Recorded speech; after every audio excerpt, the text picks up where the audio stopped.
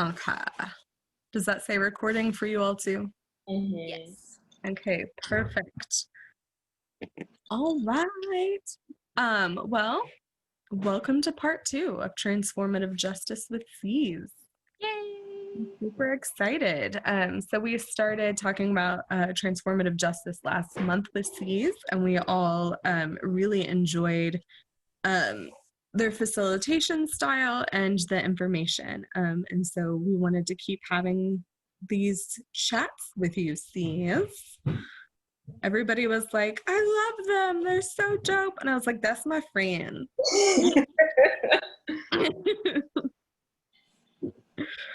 True. Cool. Well, I'm gonna do some like grounding stuff, and then I don't know, because I know last time y'all had been already doing a check-in, so I don't know like your practice with that, if it's better for reparations roundtable folk to like check in with one another and then us ground, or do you want to do some like grounding stuff and then do like a little bit of just a check-in to see where people are feeling before we jump into that content? Why don't we start with a grounding and then we can do like a little checky-inny. I feel like we all need some distance from my toe story before we All right. So in terms of grounding, just kind of what I've brought is another meditation from my teacher Alexis that we'll do a little bit of. But before we get to that, I brought one of my tarot cards. I brought my grace card, which corresponds to traditional like major arcana temperance. So right, I think like last time we were holding justice and love in this conversation, but really when I think through like how we approach transformative justice, like grace has to be a component of that. And I think grace is hard to extend to people who have harmed, right?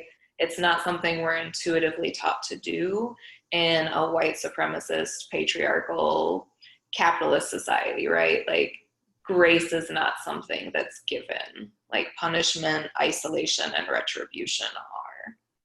So yeah, I brought us temperance or grace. And then 2 quotes again. So from Angela Davis, who, do we all know Angela? Cool. I don't want to assume, but I figured everyone did.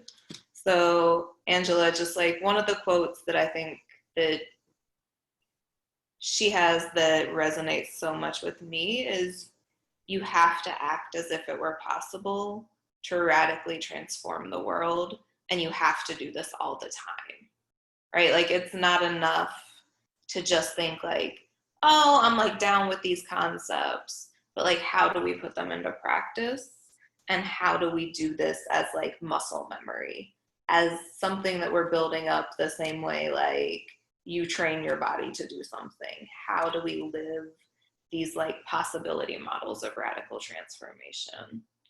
And then the other quote comes from Amilcar Cabral, who was like a Cape Verdean revolutionary organizer, agricultural engineer, poet, theorist, contemporary of a lot of like the anti-colonial movements happening on the continent of Africa in like the 60s and 70s. And so a quote of his that I kind of always come back to is like, where I try to ground my responsibility for this work, right? And the work of TJ is the work of Reparations Roundtable, is the work of the movement, is the work of liberation, right? So we must act as if we answer to, and only answer to, our ancestors, our children, and the unborn, right? So even if you're not a parent, because I'm not a parent, I don't have children, but the idea of our children grounds us in the present. The unborn says like we have a responsibility to the future, and this ancestor piece, even for like white and white adjacent folks, like you then have the responsibility of like healing these wounds, right? So you still are in like this conversation and dialogue with the past. So that's like kind of the container that I'm hoping we can hold this conversation in tonight. Sound good? Cool. So I'm gonna, Rosie, can I share my screen?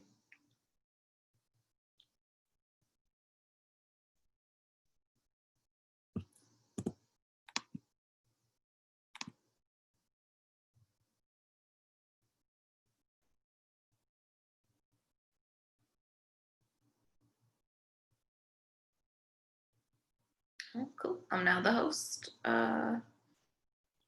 Hopefully I'll remember to let people in. All right. Can everyone see that slide screen? Yeah, cool. All right. So we all know me already. The grounding from Alexis is going to be a recitation of Claudia Jones's words. And Claudia Jones was born in Trinidad and Tobago, but lived a lot of her life in the United States before she was deported to the UK for being a communist and a rabble rouser and an organizer and an amazing feminist, right? But when she was on trial with some of her other like compatriots, she basically said like, we feel no guilt. And I think this recitation is also important to this conversation around TJ because, you know, she was speaking to like the legal system, the punitive justice system of like, you can't call us guilty because like we don't recognize you as a just system. But I think for us, even embodying and saying those words helps us also move past that conditioning of guilt that we feel when we talk about conflict and harm oftentimes, right? Guilt is often this barrier, or guilt and shame in combination are often a barrier to like us being able to actually have honest and vulnerable conversations.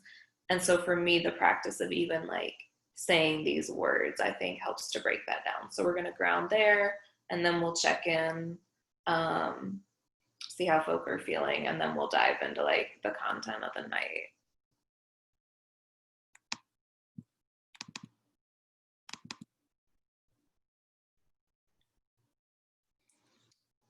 And then, yeah, just give me a thumbs up in a second if you can hear the recitation. It's loading right now.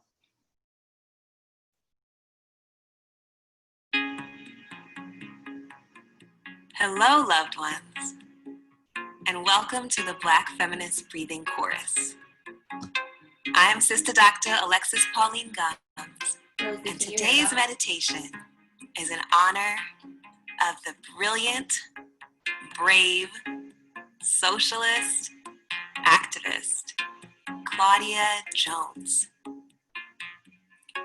Claudia Jones, born in Trinidad, migrated to the United States at an early age, and she really was the breadwinner, the worker of her family from a very young age due to an illness that her mother had after moving to the United States.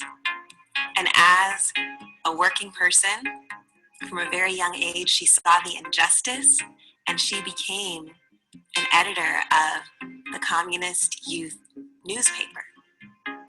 Claudia Jones's activism and her writing were linked throughout her entire life. And during the McCarthy era, when Claudia Jones was put in jail for being a communist, she wrote poetry in jail.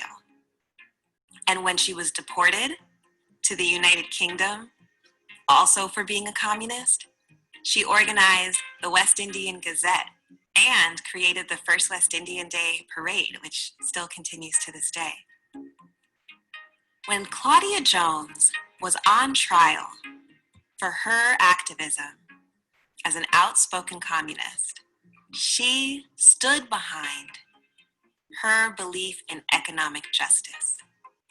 She spoke for herself, and she spoke for the other people who were on trial with her when she said, "We feel no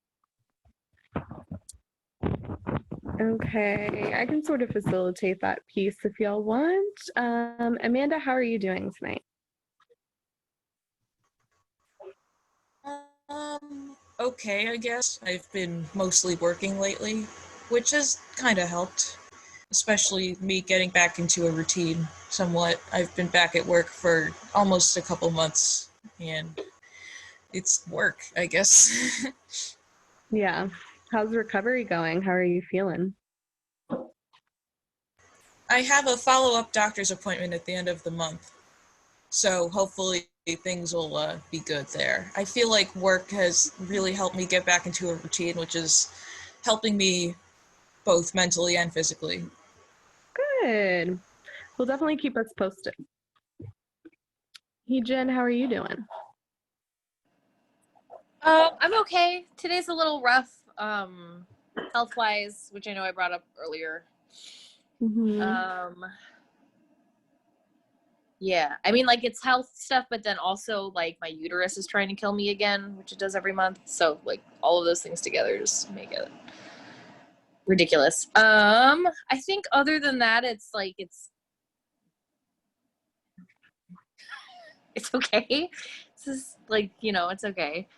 I don't know. I'm trying to think of anything salient to say, but I'm not having a very good brain day either, so I'm okay. It's okay. You're fine. I have those days. Uh, oh my God. Liz, how are you doing?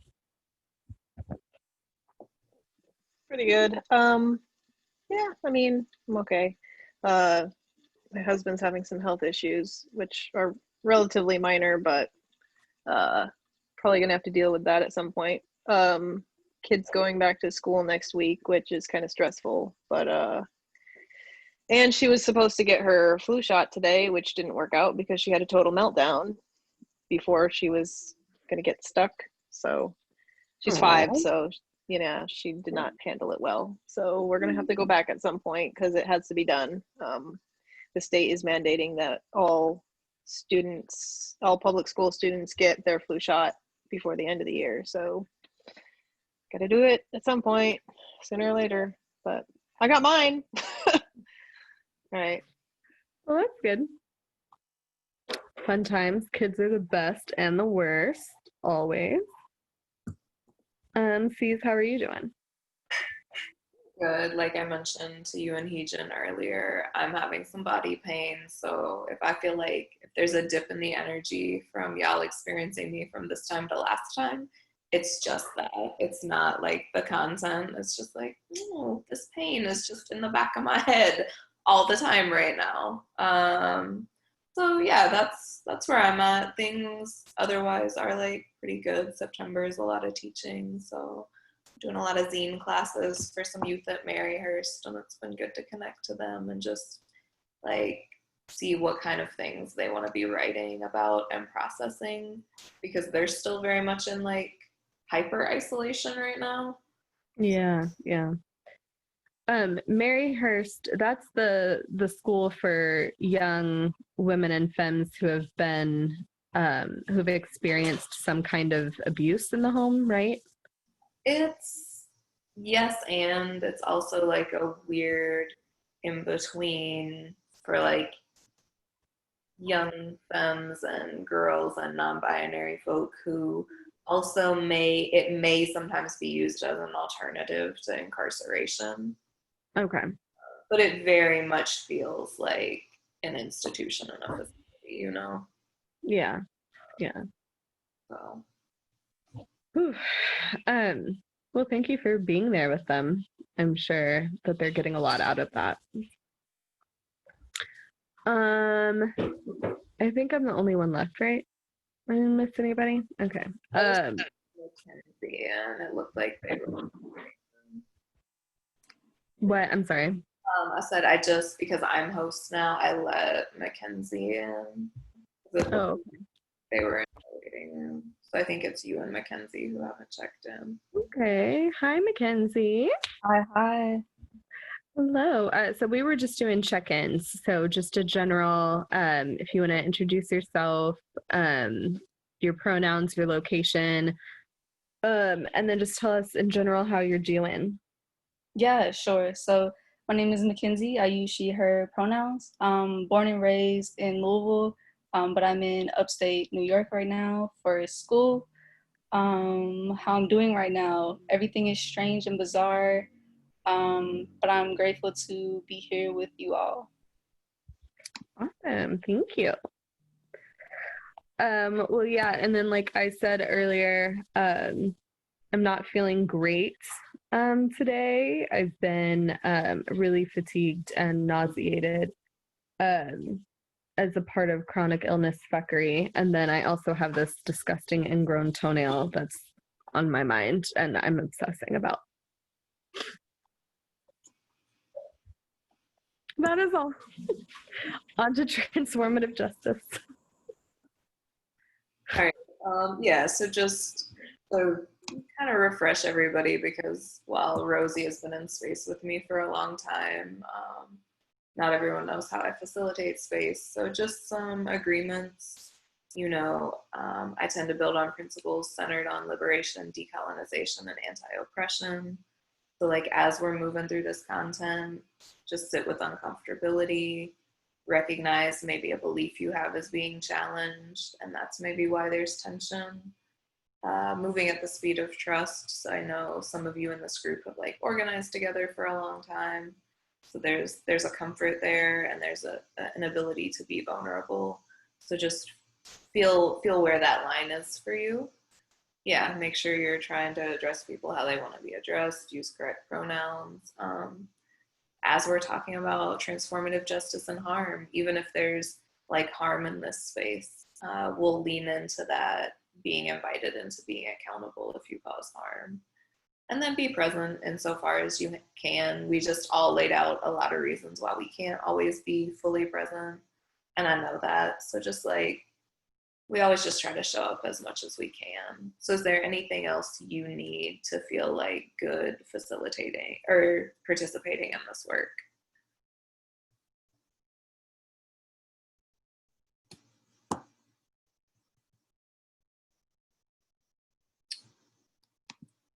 Okay, and then just kind of a brief outline. Things we'll be covering: defining and clarifying terms. We won't go as in depth into like that definition piece as we did last time, but I am going to make some space to just like revisit those terms and see if there are terms that we still need some clarity on, so we can use the same language when we're discussing these things. Boundaries and communication. And I really want to touch on this because I think something that comes up a lot in movement spaces and in social justice work is, as we are people who are coming with our own trauma histories, oftentimes we end up in spaces of like interdependency or codependency, right, instead of interdependency. And sometimes that's because we don't have those tools of boundary setting. And sometimes what we feel is harm or conflict is sometimes like that space of like, we haven't all been trained to build that muscle of like setting boundaries to communicate to people what is and isn't a comfort level for us. We're going to dive deeper into some accountability conversation. And then I really want us to examine and kind of talk about some of the ways we all collectively participate in harm. Is there anything else that y'all want to touch on tonight?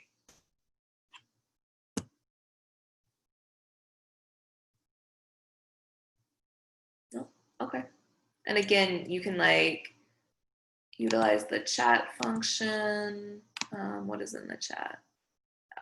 Yeah, perfect. You can utilize the chat function, and I will do my best to keep up with that while going through the slides. So creating a shared vocabulary.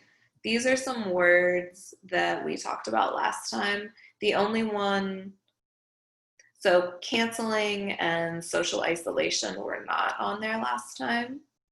But in terms of these words, take some time to look them over. Is there anything that we need to discuss out loud to create a little bit more clarity or precision as we use this language to talk about these concepts.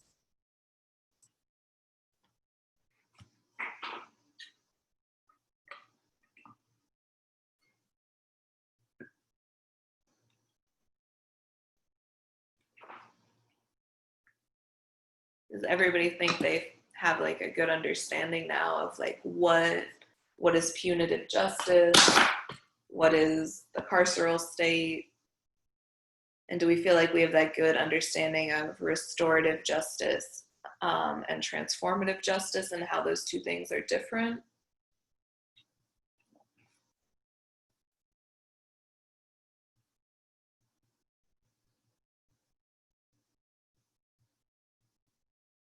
Okay, cool. Well, again, feel free if you don't feel comfortable talking to utilize the chat function. One thing I wanted to touch on in this vocabulary list is social isolation, because I think social isolation plays a huge part in the way punitive justice operates. So, you know, typically we've kind of been trained that if someone causes harm, we start to exclude that person from space, from place, from all of these things, right? But if we're coming from that transformative justice lens, we're already coming from a framework that says this person caused harm, and all harm can be traced back to root causes, right? All harm can be traced back to these larger systemic root causes. So if we come from a transformative lens, taking someone who has, you know, stolen whatever, they've looted, right? They've gone in and they've stolen a TV during an uprising. If we say, oh, well, they stole a TV during an uprising, so now they need to go to jail and all of these things need to be taken away. We're not asking like, why are they stealing these things? At what point is the why in there? So the social isolation piece, even in our own communities, right? When we say like, oh, this person did X and now I'm done with them, like they need to stay away from me. That's fine, that's a boundary, do that. But when you and every single other person in the community does that to an individual, right? When we practice that form of social isolation and exclusion, we're actually removing the harmer from people who could help them walk that path of accountability. So social isolation is this piece that is always like embedded in that carceral, punitive, white supremacist kind of structure of like what it looks like to remove someone fully from the folks who can be with them in that accountability journey. All right, so I wanted to go through some really salient points about transformative justice, and then we'll get into conversation that hopefully y'all will feel is generative. But so this comes from Transform Harm, and Transform Harm is a resource created by Miriam Kaba. She tweets under the name Prison Culture. She has been an educator and an organizer and a prison abolitionist for the longest. So she created a website that is really a hub for folk doing violence prevention work, transformative justice, and abolition. So a space where a lot of resources can intersect. So she really takes her definitions of transformative justice from some grassroots people who have been doing the work for a long time. So Philly Stands Up is kind of a long-standing TJ group, and they say transformative justice is a way of practicing alternative justice, which acknowledges individual experiences and identities and works to actively resist the state's criminal injustice system. Transformative justice recognizes that oppression is at the root of all harm, abuse, and assault. As a practice, therefore aims to address and confront those oppressions at all levels and treats this concept as an integral part of accountability and healing, right? So going back to what those root causes are, how is harm being facilitated by the structures and social conditions around us, as opposed to only putting the onus on the individual who caused harm or abuse. And then Generation 5 is a group out of the Bay, and some of their work was kind of the foundational texts for this language of transformative justice. So they say it's a liberatory approach to violence, which seeks safety and accountability without relying on alienation or, right, that social isolation piece, punishment, or state/systemic violence, including incarceration or policing. So within that, those three beliefs are: individual justice and collective liberation are equally important, mutually supportive, and fundamentally intertwined. So that interconnectedness piece, right? Like, we can't have collective liberation if individuals aren't receiving justice. That mutual support can't live if both those things aren't happening.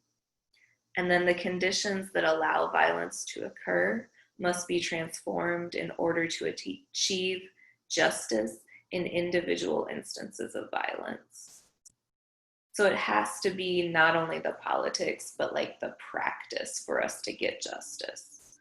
And then state and systemic responses to violence, including criminal legal systems and child welfare agencies, not only fail to advance individual and collective justice, but actually condone and perpetuate cycles of violence, right? And even further than that, if we're only saying, like, if our imaginations can only imagine state or systemic responses, so like the carceral system, we're actually saying we never believe violent offenders could be anything other than violent offenders, right? We're saying this condition will always exist. People will always rape, so we need a place to put them. As opposed to saying, if we transform the conditions that have created a space where folk feel enabled and entitled to do this violence of rape, if we transform the social conditions, then we wouldn't even have to have this place, right? So it's just a flipping of like what is possible and how we view this.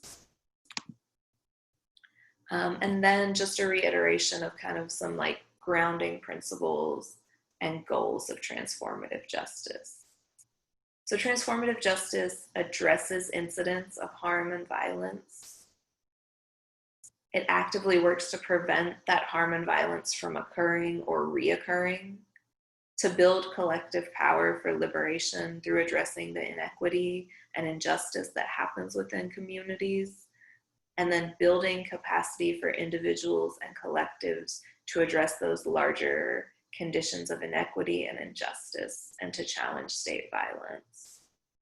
So then really the goals are survivor safety, healing, and agency.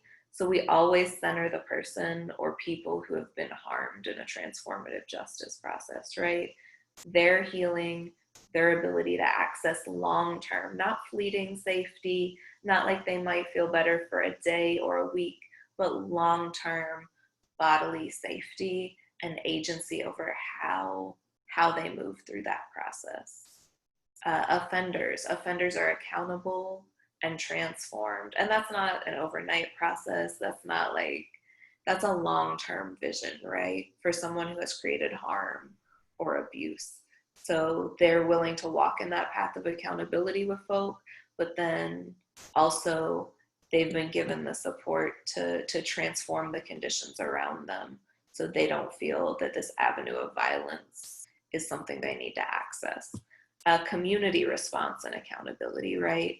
Like, so not only are we and when we get to the part in our conversation around how we participate in harm, this will really, I think, become salient and we'll be able to talk through some examples.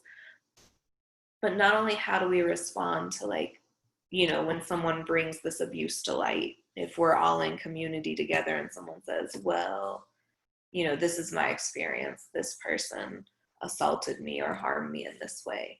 Not only how do we hold the space to like ground the survivor and walk with the offender, but how do we also think about the accountability of the conditions in community that allowed that violence to take place? And then the transformation of community and social conditions that create and perpetuate. And so that's an example, child sexual abuse. And then it kind of lists some of the systems that allow that to happen. And these are some of Generation 5's grounding principles.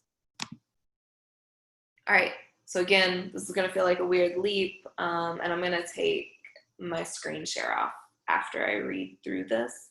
But I think this is a really important space for us to start to like dialogue and talk about, right? What are boundaries, the types of boundaries, like, and then we're going to talk through kind of how we practice these. But I want to bring up one point. I think it's important to remember that boundaries we set should be working to push up against those who have more power and privilege, and not push down on like people and community that have less, right? So what I mean by that is, for me, boundaries are what we put in place to keep ourselves healthy, safe, in good relationship, and in right relationship with one another, right? So if that's what my boundaries are, that means I'm not gonna let corporations exploit my time and energy. I'm gonna say my boundary with this work stuff is like, this is what you get no more than this. My mental boundary for unsolicited people in my DMs might be, I don't know you, you're coming with hate speech, so my boundary is I'm going to block you, right? What I'm not going to do is use these boundaries to further oppress people that are more marginalized than myself when I'm acting in relationship with them. Does that make sense?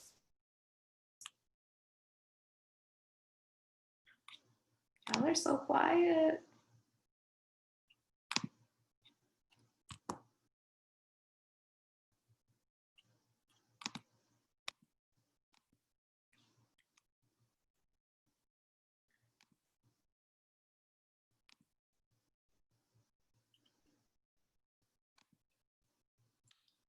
All right, so what are boundaries? How do y'all define that?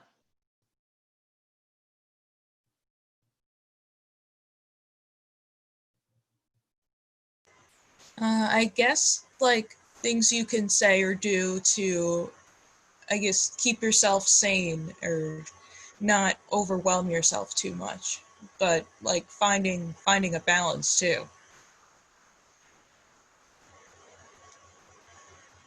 Okay, how do other folk define that? Yeah, I would say things that you use to sustain yourself, to make sure, I suppose, you're like committing to what you're prioritizing in your life, and also to keep yourself safe, particularly if you've been through certain traumas. Yeah, absolutely. What else? Do folk want to add anything to that? And again, I think the reason I think it's so important for us to incorporate boundaries into this idea of transformative justice into our conceptual framework is because so often I think, especially when we're coming together in movement spaces where we are all coming with trauma history and so much heart and wanting to do this work and be in space with one another, we're causing harm because we haven't communicated those things. We're causing harm because we're doing things like we're leading an action, we're doing direct organizing work, and then we're doing things like we're not doing the proper decompression work, and then we're all going out and doing things like drinking. And not to say you can't drink, but to say that if we're not putting those boundaries in place, right, we know that folk who are going to cause harm often use things like alcohol as a lubricant to cause some of those harms, right? So how are we, as groups of people working in community together, working in movement space together, really having those conversations around what our limits are, what our boundaries are? Because that would help to keep all of us safe, right? Not just the person who's saying like, I was harmed, but if we're having honest conversations around where those lines are, I think there'd be a lot less transgression of those lines. and we'd be able to identify it more quickly and more readily to say, oh, this is a pattern for this individual, or oh, this is a pattern we're seeing in our community spaces, is this individual, this person, this group are continuing to transgress these lines. Yeah, and two, I feel like thinking of capitalism as like always extractive, or like whiteness is always extractive. Boundaries are the limit to protect everything from being extracted. Yeah, I think that's a great frame. All right, so some of the questions I wanted to talk through about how we practice and communicate boundaries are really pretty simple, but I think, again, maybe y'all are thinking about these all the time, all day, every day, but I feel like when I'm in space with people and we talk about these things, sometimes these are like the first spaces where people are really thinking through. So what are our individual ways and practices of setting boundaries? How do y'all do that work? Do you? I can go. Yeah. I only recently started being, I mean, within the last few years, started being a little more specific or deliberate around how I verbally articulate a boundary, because I think a lot of times we have boundaries, but we don't take the time to parse them out. And that often means, you know, they're not communicated, and yeah, yikes. So, and so it sometimes feels really obvious too, right? Because like, you know, some things are like, don't be a dick, and then they are, and it's like, why would you have to, anyway. So I did very brief work with nonviolent communication, NVC, a few years ago. And one of the things that I found myself not really realizing I was doing was conflating judgments and feelings. I might be remembering wrong, but it was something like, I say I feel a thing, but it's really a judgment, or vice versa. And so I try to frame my boundaries around unmet needs if I have to. So like, if an unmet need is leading to me being in harm's way, then I will say it in terms of an unmet need. Like, in order for this conversation to happen, I need the following. And I just kind of lay it out there, like, here's what needs to happen so that we don't have any more harm here, or so that I'm not harmed, or so X, Y, and Z is not continued to be harmed. Like, and then from that point on, it's like ball in their court sort of situation. Like, they have a whole bunch of different ways they can reply. And I have different options after that too. Like, I can choose to not have that conversation. I can choose to permanently not have conversations with them. I can choose to try anyway, even though I know it goes against, and then I have to take some of the leeway for that. Like, if I am choosing to bend a boundary that I have for really good reasons, like that's a choice that I'm making. And I can't, their responsibility for me bending my boundary is not always fair. You know, like, I put a boundary out there and they didn't adhere to it. I could have walked away. And if I choose not to, that's something I have to own. So I don't know. That's something I've recently kind of been going into, is where I go around that framework. I think you're like bringing up an important point too, that sometimes our boundaries are like concrete walls, right? It's like, this is a non-negotiable. It's 45 feet high. Like, bitch, you can't get over it. Right. It is. But sometimes our boundaries are more like fluid, and they are a space of like dialogue and conversation.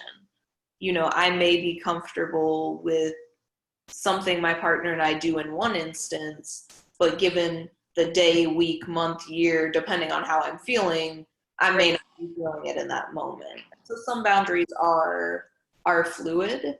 And then sometimes, yeah, if we are bending a boundary that we don't actually want to be bending, right, then there's that space of like, our response to that person can't always be the same as if it was a clear violation of a boundary, you know?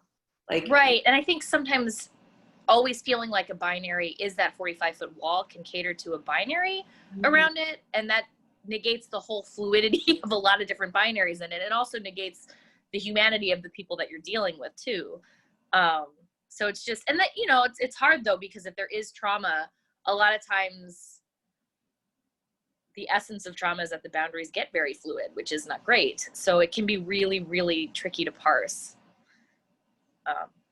But it's something I've been looking into lately. That's amazing. No, like, thank you for sharing all that.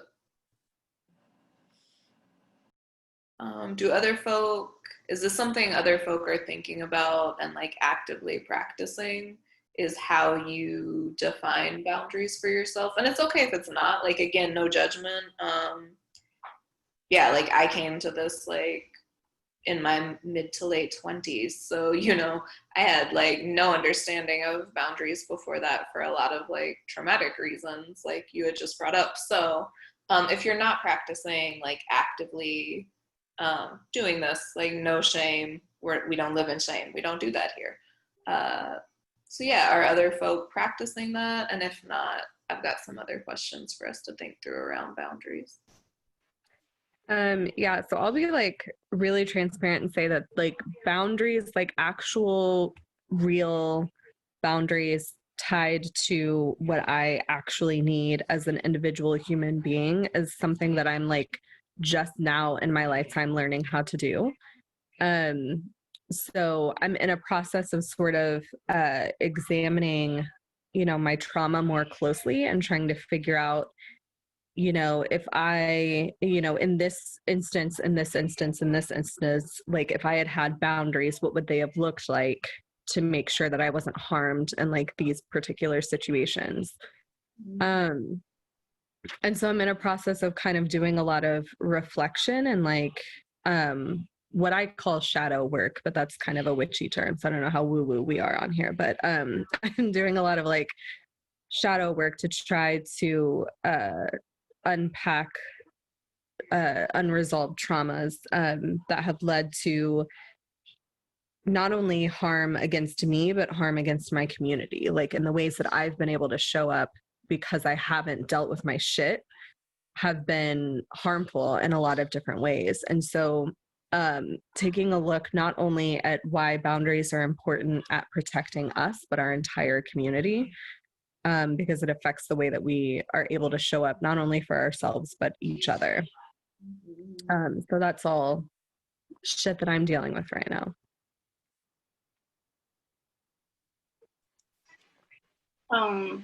For me, I feel like when I was first like introduced to the language of thinking about boundaries, I was thinking like, if you know, doing this in my real life feels kind of formal, and it feels like a this is a serious topic, and it's like kind of rigid. So I think for me, I've been thinking about more so like just trying to like read the room. And yeah, for me, whenever I enter a space, I just think about like, what is my role in this space? To think about like what my boundaries are, and yeah, like what I'm doing there essentially. Nice. Anyone else? All right, and yeah, feel free to like come back to these as we're like having this larger discussion around boundaries, right? I know for me sometimes in space, like I process things slowly and it takes me a while to find words to describe things, so feel free to hop in. So I really want us to sit with this. How do we respond and react when people assert boundaries with us? And does that change for you based on power dynamics in the relationship? Right? So if this is someone who has more power with you and they are asserting a boundary, does that feel different to you than if you're the person with more power in a relationship? Right?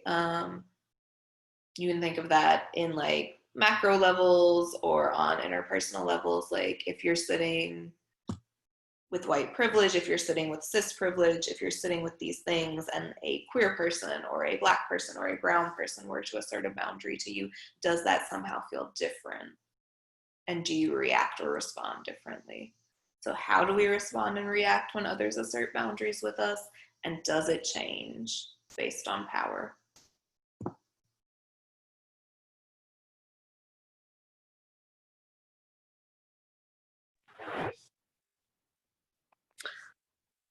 So yeah, I've actually, because like I said, I'm working on this a lot right now. So this is showing up in a lot of areas in my life. So in my interpersonal relationships, for sure, working on unpacking stuff and working on boundaries. And something that I've said a lot recently is that if somebody, like, I prefer for somebody to be really, really direct with me about what their boundaries are. I would rather you be like, you know, direct and almost rude to me so that I know exactly like what I, you know, it almost has to be like super spelled out for me, because codependency with me, like I get codependent with people really, really quickly. And so I will just cross all kinds of boundaries and lines because I don't know what they look like unless somebody is incredibly direct with me. But I will say, when it comes to, well, first of all, when it comes to me setting boundaries, I'm shit at it all across the board. It doesn't really matter like who you are. But I will say that power dynamics definitely make it difficult. It's, I think maybe a trust thing. For me, it's easier for me to talk about my boundaries with people I trust not to cross them. And that's like, I don't know, 2 whole people in my life. So I am really unlikely to set really, really clear, direct boundaries with you unless like we've had those conversations and it's a place of trust and we've built that relationship.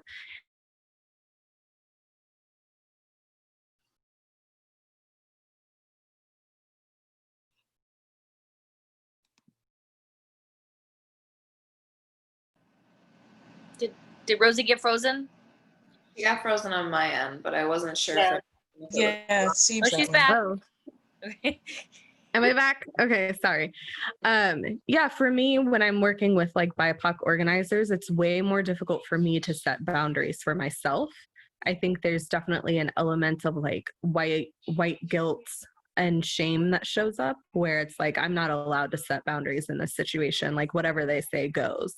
I have a really, really hard time setting boundaries in organizing, in particular with people that I would have a perceived power over because of race, gender identity, whatever. Yeah. No, and I think this is why we like sit with these things, right? This is why we look at them, because I think then it allows you to move forward and think through like how you approach those folk who you are in community with, that you are trying to come from a place of trust with, about yeah, what those boundaries need to look like for the both of you to be able to not only like feel good, but also be in that right relationship so the organizing work can be as healthy as possible, you know?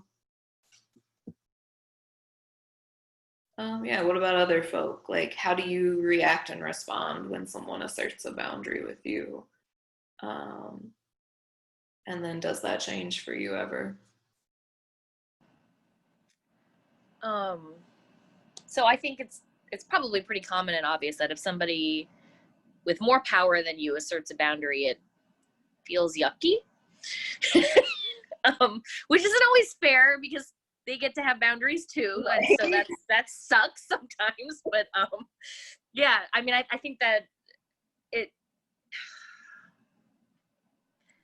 I mean, I keep thinking of this in work context, you know, like in places of work where somebody who has had more power than me, and you know, I've had a couple of abusive relationships where, you know, cis white dude has been a cis white dude a lot and loudly, and it's been a lot and loud, and so, you know, those are very extreme cases, and I think one of the things that I've discovered in organizing is a lot of this boundary stuff is very subtle.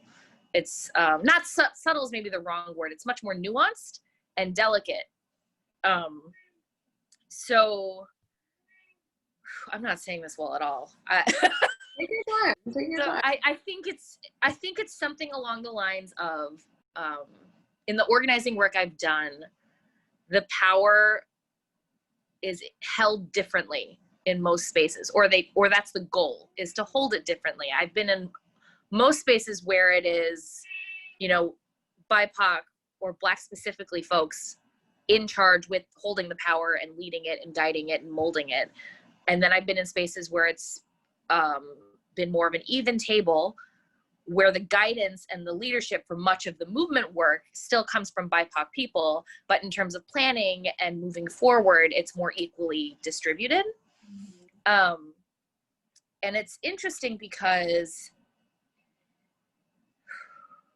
I'm really struggling with how to in the second space where things were supposed to be a little more even, I think I felt like setting boundaries was like easy peasy. Like I didn't even, like, the transparency stuff was like, oh, here's where I am, and we've, we moved around it and everything's fine. And in other spaces, I sometimes felt like there were boundaries I wasn't allowed to have. And I'm not saying that that's bad, because white supremacy teaches us that, we can have all sorts of boundaries, and sometimes those boundaries are not needed. They're just power hoarding and fucked up. So it's not bad, but the way that those lessons were taught was vastly different. Yeah, and I have actually no cohesive point around that. I'm just bringing it up as a thing that I experienced in terms of how I am learning to handle boundaries that may not be needed, even if I am being taught that in a way that is not necessarily harmless. I don't know if that makes sense. Yeah, and I think, I think part of that, like, the piece around them not being communicated is that space where that harm can happen, right? And it can happen very quickly, and whether it's intended or not, just the lack of like that open communication channel is what leads to that.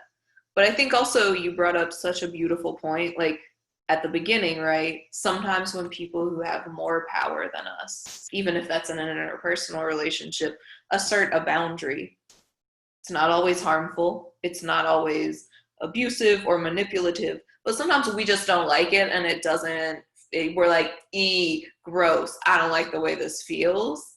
But they are, in fact, everyone is in fact entitled to set those boundaries.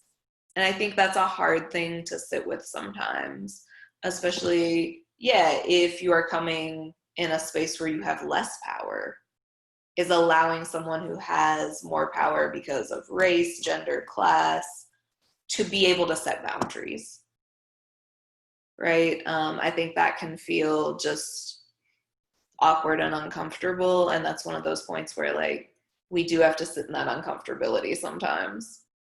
How are other people thinking through these two questions? I guess it's like, I agree with a lot of people here saying, like, when someone asserts a boundary over me, I kind of get defensive somewhat, mostly like internally. But I mean, unfortunately, I have sometimes like gotten into arguments with people about boundaries, and sometimes without even realizing it.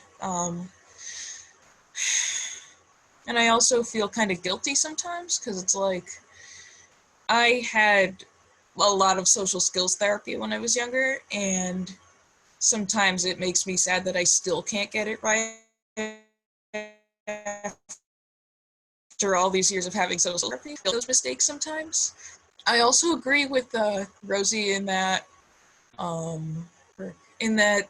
I would need someone to be really direct with me, because like I sometimes don't get like social cues or subtlety and stuff. And also along the lines of like, sometimes I end up doing too much, because like, especially in spaces like with BIPOC mages as leaders and organizers and stuff, I sometimes feel a little guilty if I feel like I need to step back for a minute, because at least I have that privilege to step back and set boundaries. And I've also like always had a hard time saying no, always had a hard time asking for help, and I feel like that kind of plays into it somewhat. I've been trying to set boundaries. Like, I've had other subgroups of friends in my life that have allowed me to learn about like just saying no and like what's a soft limit, what's a hard limit, what's a stuff like that. I don't even know where I'm going with this anymore. If it sounds No, I mean, this is you talking. This is you like being in space with folk where y'all need to like work through these things and talk through these things. Because, you know, guilt is resonating across the board. Everyone who's talked has talked about guilt within your own privilege. And so how do you go back to that refrain of like, we feel no guilt, right?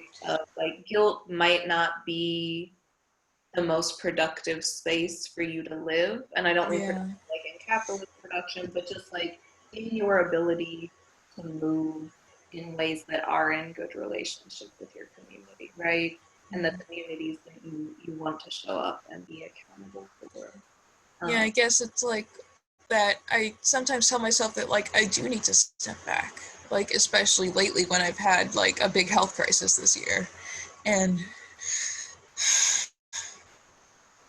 sometimes I may not have enough resources or enough money or stuff like that to help out. And like sometimes if I'm around people too much, I get overwhelmed, and then which is sometimes why I don't like go out and do stuff to help more often, even though I know I should. And I guess just like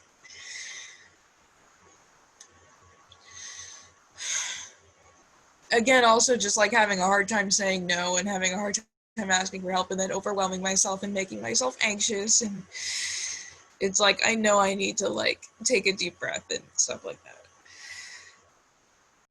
Yeah, but I think you're speaking to a lot, Amanda. You're speaking to this need of like, what are those barriers for you feeling safe and brave and comfortable enough to communicate boundaries? And right, again, I need everybody to look at this work as not like, you're not gonna put in like 10 hours this week going real hard and then all of a sudden everybody's free, right? Like this is a motherfucking marathon. It's not a sprint. Like, bitch, I wish it was a sprint and then like capitalism didn't exist anymore. But like we also know these conditions have been going on for 400 plus years. So like, how do we do that fractal work, right? Adrienne Marie Brown talks a lot in Emergent Strategies about fractals are these tiny self-replicating patterns that will help us get free, right? They're the ripples in water that just like reverberate out. So even if you're able to show up to a Zoom to talk about transformative justice once a month with your community, right? If you're then taking some of the lessons and putting them into practice, like you're doing the work, right? It doesn't have to be like trademark doing the work like all the time. Again, it's an ableist concept to think that like everyone can show up at the same capacity all the time. I heard you even say like, as you were describing your ability to understand and set boundaries and be social, like you brought up this point of like not being enough and not still coming correct to these social spaces, right? And that's like a fucked up ableist way that the world has conditioned us to think. Like if we can't fit into these tiny hegemonic parameters of like how to show up and how to act, then we're somehow a deficit. And that's just a motherfucking lie. Like, that's just some bullshit. I'm sorry. I'm gonna get off my soapbox. That's like my tangential piece about ableism. But I really genuinely believe that like our ability to show up and our ability to be present and our ability to do the work cannot happen if we're not setting those boundaries for our own physical, mental, emotional health and safety. And what we find is, especially those of us who have trauma, who feel some type of way about setting boundaries, the less likely we are to set boundaries, the more likely we are to be harmed and to cause harm.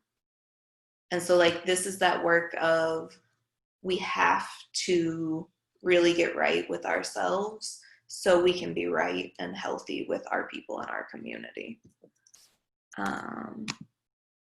All right, so yeah, that's my last question around boundaries is what are some barriers to y'all feeling brave enough to communicate boundaries? We identified shame and guilt, but what are some other barriers that like make this not a natural practice for us?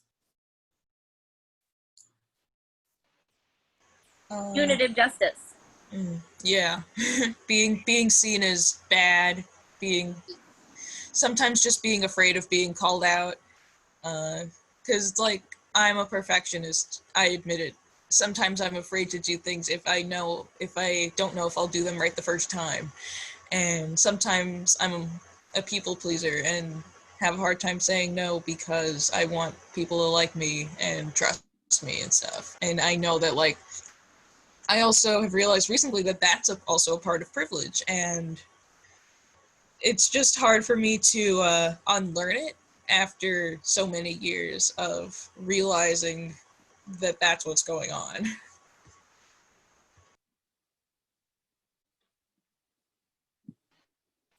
Yeah, what about other folk? Also, if it's a space where it's not typical to voice boundaries and for other people to voice boundaries, just finding like the entry point to do that, of how to navigate it. I think something that we've come up against over and over again, you know, just to bring it back to reparations roundtable and how we can infuse transformative justice principles into our space. What's come up again is that it's really difficult to find that balance between setting boundaries to reduce harm in the community and the pillar of white supremacy, right to comfort. Because I think a lot of us, I mean, I know I struggle with that when I'm going to set a boundary. I struggle with how do I know if this is uncomfortable because it's triggering or hurtful and actually like causing harm to me, and how do I know when it's just me, you know, holding on to my right to comfort as a person of white privilege. No, I think that's a real tension, right? But I think also within that, there's this idea that like you have to constantly be accessible and giving, right? And really like for me that piece is like you have to be able to communicate capacity, because often what happens when people aren't doing that work of communicating, and feeling that guilt, that tension, is then things like resentment, right? Resentment or just complete like abandonment, like ghosting on shit happens. And those things are then also causing harm to trust, to community, to space, if we're showing up and we're resenting the work that we're doing, we're resenting the movement, we're resenting what it takes to move that needle towards liberation, right? If you're resentful in that process, like you're not liberating yourself in that work. And part of this work of like reparations also has to be like undoing and healing that condition of whiteness and white supremacy, and unlearning that perfectionism that comes along with white supremacy, right? Yeah, I know for me that it's taken a lot of really, really, really deep work to be able to get to the place where I'm recognizing those feelings that you're talking about, because it can be so similar. That feeling of like, you know, unrest in your soul can like discomfort and like actual harm, you know, or like getting to the resentment piece or whatever. Like those things can feel really, really similar at first. And so it's taken so much work to get to the point where I recognize the difference, like in myself and in my reactions and in my mood and my attitude towards the work and all of those things. And I think that takes us back to NBC too, because part of what that's about, as well, is recognizing like the responses in your body too, like just being aware of like how you're feeling, or at least that's how it was presented to me, Heejin. I don't know if that was presented to you in the same way, but like recognizing, like being in your body enough to recognize when you're actually like having a feel. Like that's taken me a really long time. So I will say like I think that part of the process has to be like really deep individual like excavation work, to be able to get to a place where you even recognize the difference.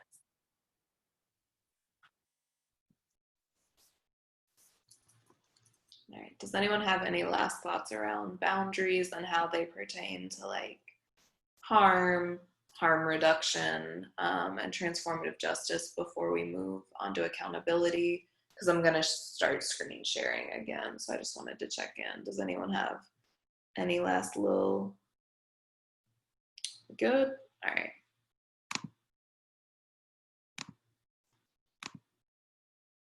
All right, so just to kind of reiterate some points, that most of this group was present for the first part of the conversation. So accountability is a muscle that has to be built, right? It is a practice that we have to do. Some questions we sat with last time that we're not gonna go into too in-depth of discussion in this moment, but some questions we sat with last time is, what are some steps you can take to practice accountability on a daily basis? And right, those can be small things like the way we interact with our partners, the way we interact with other people we may live with, the way we interact with children in our lives, like showing up and being responsive to those small transgressions, those like spaces of, did we brush up? Did we have conflict? Did we have harm on a daily basis? What does it look like to be accountable to ourselves, each other, and our communities? And then another question we sat with was, how can we continue to create spaces that always hold those who've been harmed at the center? So some things that accountability needs to do at a base level: acknowledging the harm done, even if it's unintended, acknowledging its negative impact on individuals and community, right? Because sometimes we fuck up and we harm people and we didn't mean to, but it's because we weren't bringing our best selves to the space. We weren't recognizing we were in a trauma, we were in a trigger, and we fuck up, right? Intended or not, recognizing and acknowledging that negative impact. Making appropriate reparations for this harm to individual and community. Transforming attitudes and behaviors to prevent further violence and contribute towards liberation. Engaging bystanders to hold individuals accountable and towards shifting community institutions and conditions that perpetuate violence, right? So I think we've all been in spaces where we've seen something very violent and triggering, and that's like an easy one to point to, but we've also all probably participated in spaces where we see two groups or two individuals where we know everyone involved and we see the harm that's taking place and we don't necessarily intervene, right? So how do we work towards engaging and being active in those spaces to make sure that harm and accountability, harm can be mitigated and accountability can happen when harm does occur? And then building movements, nope, that's too many slides forward. Building movements that can shift social conditions to prevent further harm and promote liberation, which includes holding states accountable for its perpetuation of violence. So that piece is like, how do we build an abolitionist decolonial lens into the work? How do we build that as part of our framework for every place of accountability we go to? All right. This is a really short piece. I showed a couple videos from this group last time. So this is a barrier to accountability, and I think this is something that will hopefully be generative and we can talk about it afterwards, but really thinking through those emotions of shame and guilt and how they can really block this process to us being in community and relationship with one another. We're really passionate about shame and how it shows up in people's lives. It's like, oh, I do want to say, just as a disclaimer, the person in the red who is speaking at the very beginning, and I don't know if anyone's talked to them or her about this, since at the very beginning she does use a little bit of an ableist lens to frame things. She says something about shame or guilt being paralyzing, and I just want to recognize like that in itself is a harm, right? To say that like to equate paralysis with something negative is this ableist lens. It is perpetuating this idea that a paralysis would be less than. And I just want to recognize that, again, that can be triggering and that can be a harm. the paralyzing force that causes you to just not acknowledge the power that you have, like the way that things are affecting you. It just causes you to shut down, which I think the counter to shame is unconditional love. It's interesting because people use shame as a tactic to get accountability, but that's actually the opposite, and you're much less likely to get authentic accountability if you're shaming someone. When I think about shame and what shame means and how it relates to the macro level, I think about growing up in a female body, being told what I'm supposed to be, what I'm supposed to look like, how I'm supposed to act, just recognizing that my internal self was totally different from that self that I was told to be, and that creating a foundational sense of shame over just not matching the expectations of society and the people around me. And I think about, especially in capitalism and in the systems that we're in, this expectation of individualism, being able to do everything yourself, this expectation of never making mistakes, the perfectionism, the meritocracy that if you're not doing well or if you don't have what you need, it's probably because you're not working hard enough.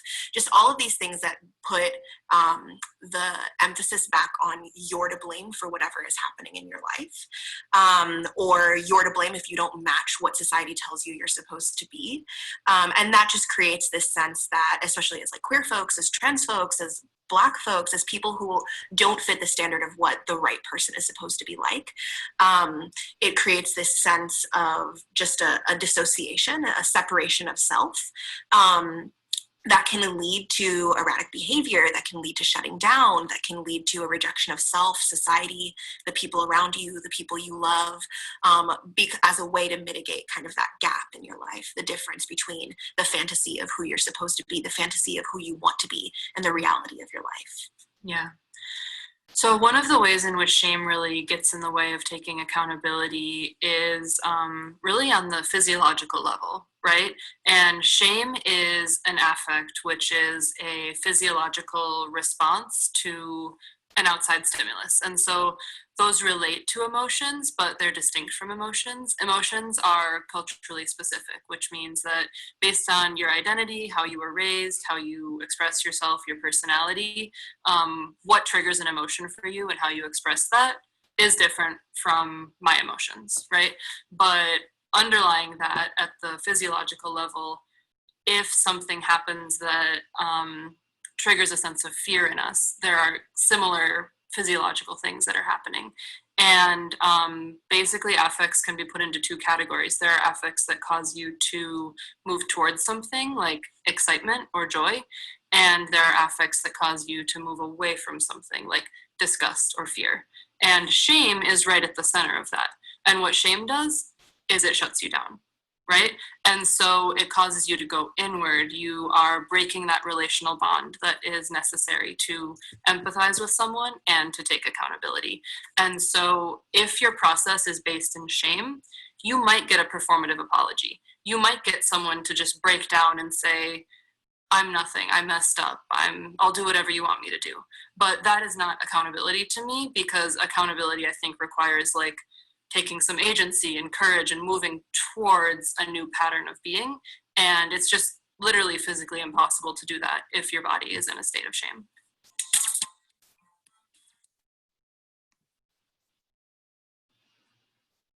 All right. So responses to that, like, did that resonate? Did that bring up anything for you? Did that, make you think of situations you've been in movement spaces or in reparations roundtable work?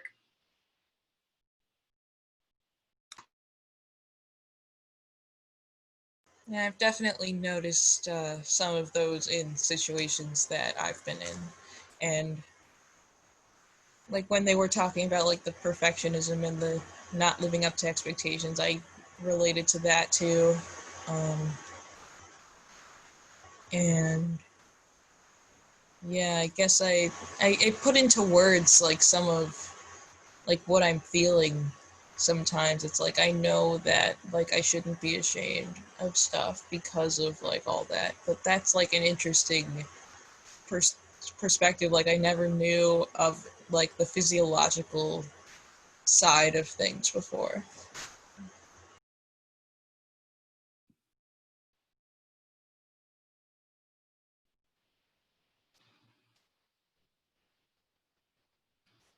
Other things this has made us think about or connect to or feel? So this might be like a rant tangent, but this is kind of something that like I've come up against again and again in reparations work, where what's really frustrating. So I've been in a lot of incredibly abusive reparations spaces, as well as ones who are at least attempting to be more transformative and work from, emergent strategy or like transparency, accountability models and things like that. And what gets really, really frustrating to see is that when we are, at least when we're measuring our successes, still from like a white supremacy lens, which would be things like numbers and figures and like, things like that. The groups that are more abusive are not really trying to have a process of transformation, but more so literally just the exchange of money from one hand to the next, are oftentimes a lot more like quote unquote successful. So like it's a really frustrating, I have no point to this, by the way, I'm literally just bitching, but it's really frustrating as a reparations organizer to watch that process happen and to know like, the admins and reparations roundtable, we try to be incredibly intentional about building community with folks. And because of that, things move a lot slower because you're moving at the speed of trust. And if the trust isn't there to be transparent and accountable with each other, like it's going to take some time to build that up and build people to a place where they're regularly participating in that practice. And so, yeah, it's really frustrating to have like, we've just had comparisons, I think, from a lot of different people, between Reparations Roundtable and this other group that has like, 700 members and makes like $40,000 a year or something crazy like that. And it's just like, well, we're not them and we're not them on purpose. So let's not like use that as a bar, if that makes sense. Yeah, I literally have no point other than to just be annoyed with that process. I hear you, but also in that like defining of the metrics, right? Like what are those metrics? Because again, a transactional model, right? What you're telling me about this other group is it's highly transactional, and so that's still just replicating a capitalist model. It's much more of like charity and philanthropy type shit versus like the relational work that it takes to understand and like transform with one another in space. So yeah, no, that's real. I don't know how that connects to Shane. Thank you for holding space for my beef. Cool. Well, we're going to move on to another piece of media that comes from that collective. And this is because I think kind of where I'd like to like take the conversation for like the last 30 minutes or so is really thinking about, right, what we do with folk who create harm, because that may be us one day. Maybe it already is us. Maybe we've been in these accountability processes, but what does it look like to think about that person, right? Because I think Heejin spoke to this point earlier of like humanizing folk, right? Part of the punitive carceral shit that is just conditioned into us in the form of like criminal justice all the way down to our like most intimate interpersonal relationships is that if someone causes harm, if there's conflict, if there's abuse, then whoever does that, whoever does this violence is no longer allowed access to their own humanity in all situations, right? We want them stripped, we want them isolated, we want them to be seen as less than human. So how do we really, from a transformative justice lens, from a lens of decolonization, liberation, really humanize that person as well, which is super fucking hard to do, especially when we think about just like vile people, right? We think about people who were like, this motherfucker like raped a child. Like, how do we still see that person, right? It's like, it's not easy. It's not something we are practiced at. And that's not saying that someone who rapes or abuses in that way still has access to community in the same way, right? But so really, I want to watch this piece of media and I want us to talk about harm doers, but also how we are active participants in a lot of that harm, especially in like our movement spaces, you know? So that's what we're going to do for probably like about the last 30 minutes or so. Let me go back to screen share. Oh, hey, can you re-enable screen share?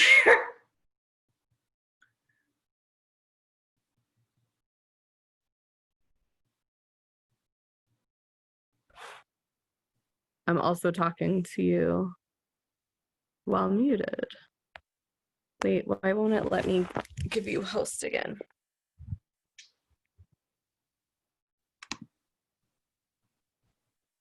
I don't know. It says screen share is disabled. Oh, here we go.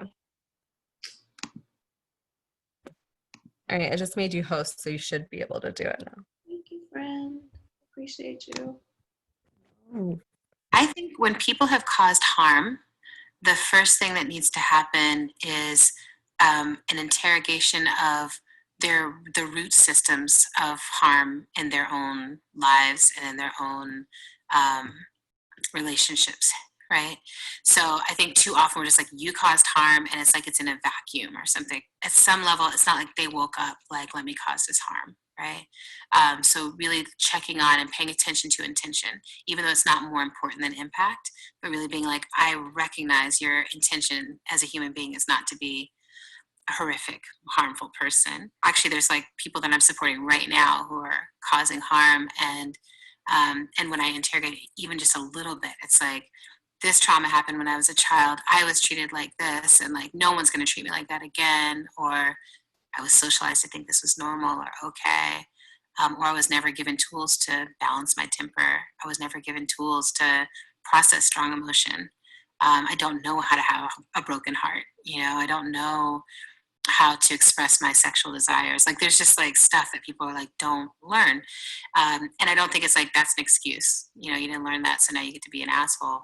But I do think there's something that's like, okay, that's what happened and shaped you. And now what we need to do is figure out, how do we reshape you, right? How do you opt into a new shape, a new way of being in the world that is not causing harm to people you say you care about or love or just want to be in community with? I've seen a lot of folks say, oh, you're just talking about your trauma as a distraction. And also, we've noticed that if folks are able to process that trauma, they're much more ready to take accountability for the impact that they've had. Often it's feeling like no one cared when I was hurt. Yeah. And so why am I supposed to care when someone else is hurt? And it's like, well, you should still care, but also we care that you were hurt, just not to the degree that we don't care about this other person too, right? And so it's about holding kind of complexity and nuance. There's an incredible quote from Danielle Serid that is like, no one experiences harm for the first time when they do harm. And I really love that, because I'm like, oh yeah, like, what were you like as a child? And this helps me with, when I'm mediating people, I'm often like, can I see you? Can I imagine you at age 4? Can I imagine you at age 7? Like, when did that first harm happen in your life? How long have you been a broken or scarred or wounded being? And how far has that scarring taken over what you think is your personality and what healing is possible? People who are stuck in patterns of lashing out and harming folks, a lot of times that comes from a place of feeling like you're not seen and held and loved as a person. In our experience, when you first have a conversation with that person, it comes to the surface that often some of their needs are not being met. And so that could be material needs, that could be social needs, that could be emotional needs. And if you come to that person, or rather come at that person and say, we don't care what's going on with you, you messed up and you need to step up and take accountability, that person would feel like they're not being seen as a full human and a full person in the equation. And in our experience, there's just a much greater openness to taking accountability if you feel seen, respected, held, really just treated with human dignity. I learned a lot from Philly Stands Up and the work that they did to support accountability. What I saw was that they stayed close to people for a long period of time.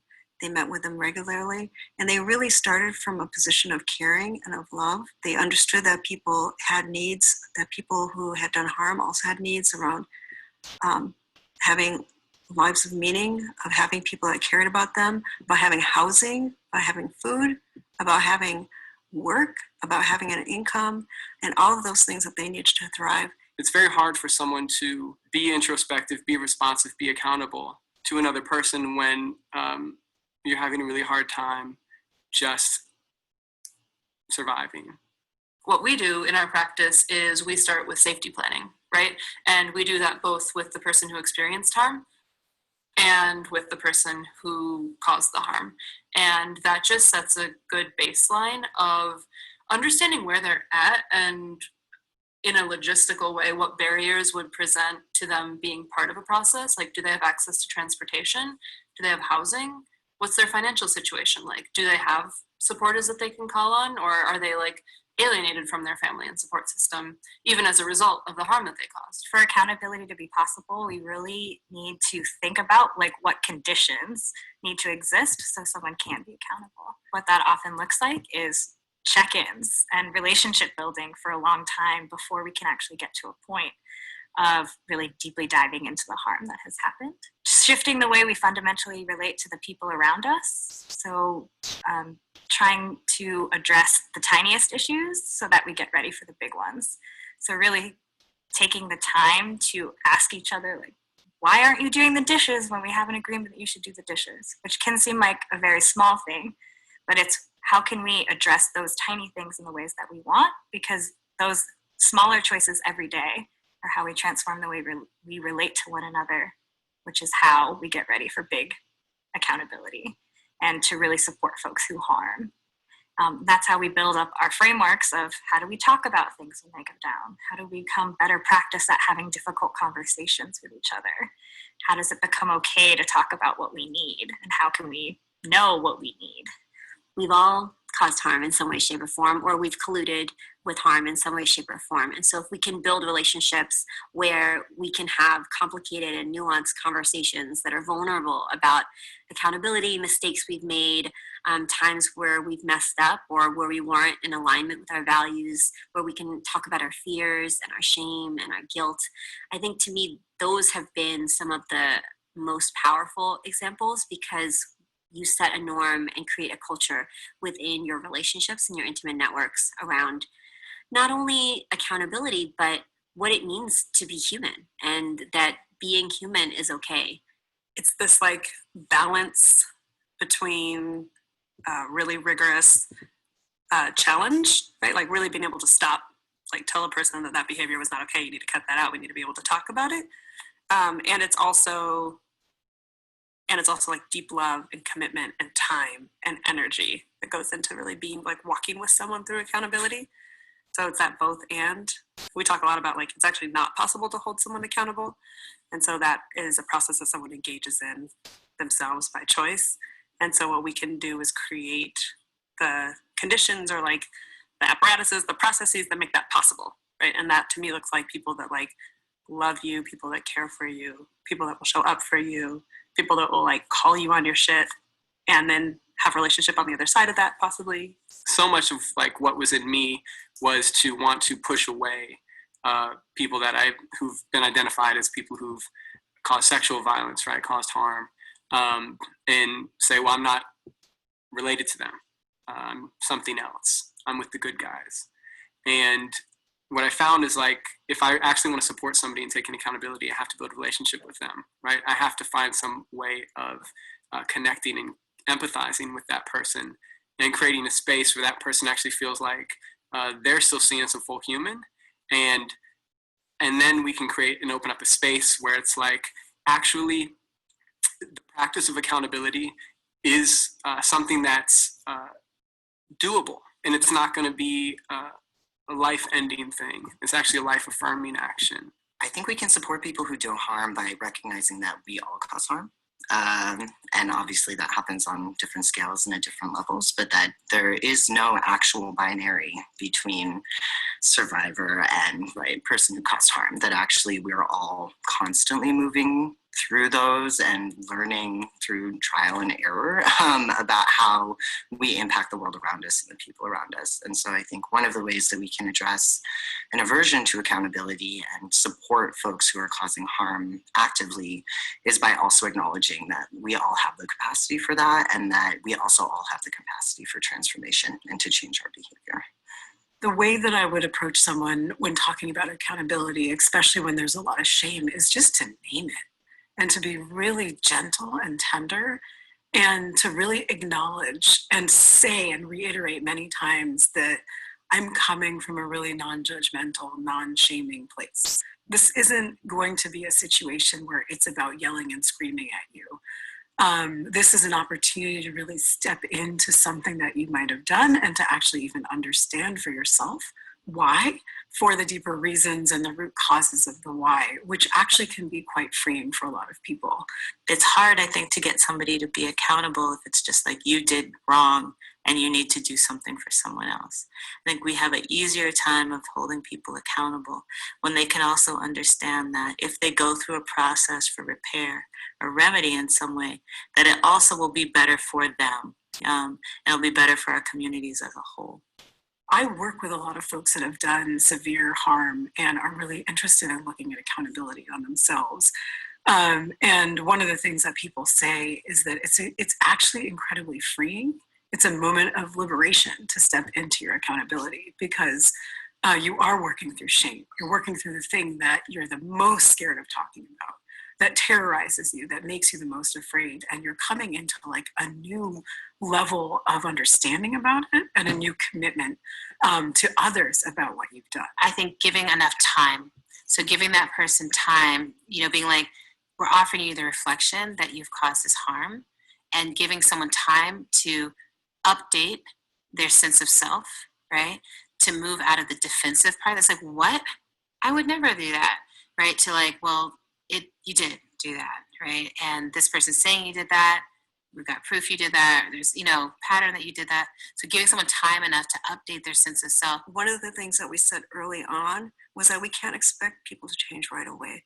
Who does? If any one of us looks at our own behavior, it often took a long time to make change. We were often offended when somebody actually confronted us about behavior that we had that was harmful. We might have even agreed to change that behavior early on, but when there was a process in place and we actually had to make that change, we could have been very resistant to that. I think that is something that is very common to most of us. I really think that's an important part of the process that we often overlook is like how long it actually takes to do the internal work.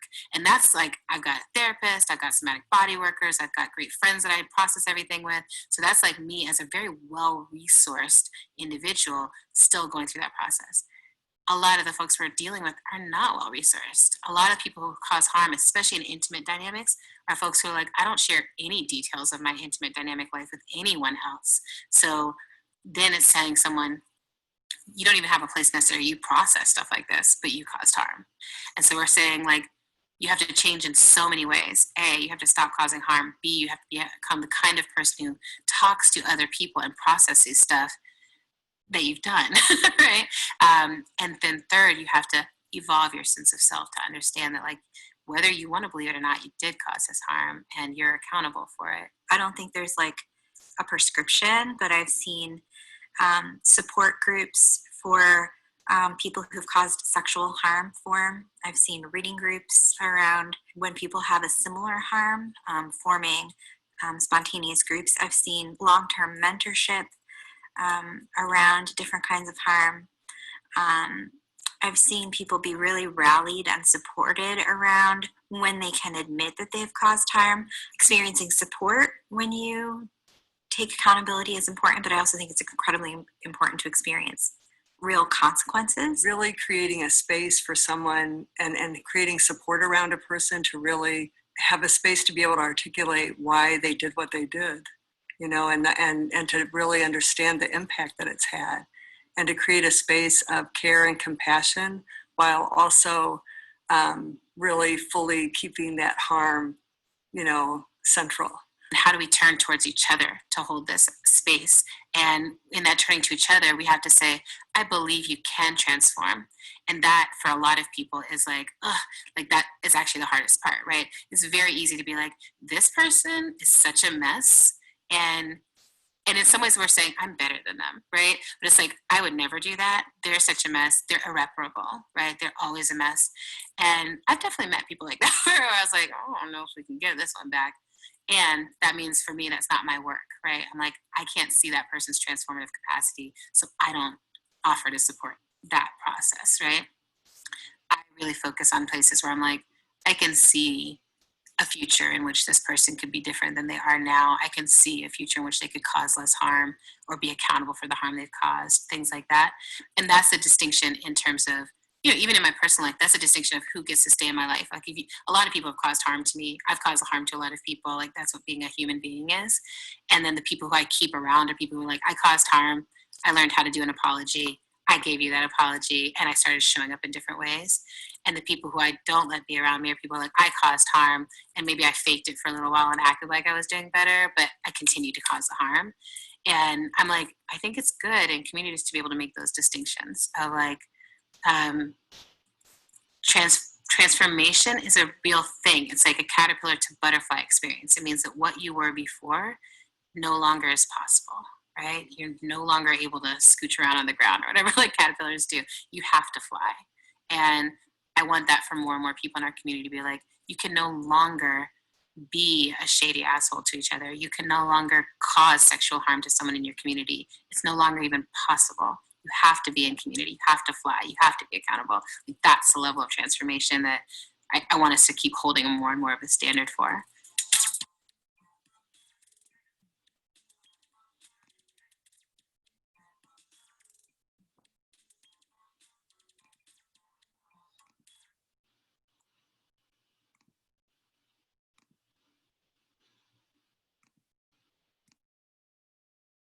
Great, yeah. So what are your thoughts, reflections on that? And then we'll get into some questions around it.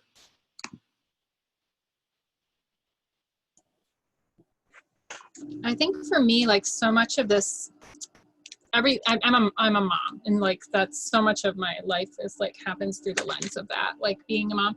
But I'm just thinking of I think so much comes back to this kind of like communication and learning how to communicate with each other. And it's like the way we're talking about that, like holding space and really listening to someone and letting them, like giving them that space to understand their own emotions, and then, you know, understand the needs they have that's not being filled, that's causing that harm, I think are the things that like often get missed in what we how we teach our children. Like more and more every time we have these conversations here, or read a parenting book or whatever it is, it's like we're as a society just missing these key ways of knowing how to communicate with each other and how to hold that space for each other, and not just toss each other out in like every ways. Like when they're talking about the part about like, you didn't wash the dishes and you need to, you know, you said you were going to wash the dishes, like from those small things, like and just I thinking about like dealing with my kids, like all the way up to these like huge, like dealing with someone who's created, caused sexual harm.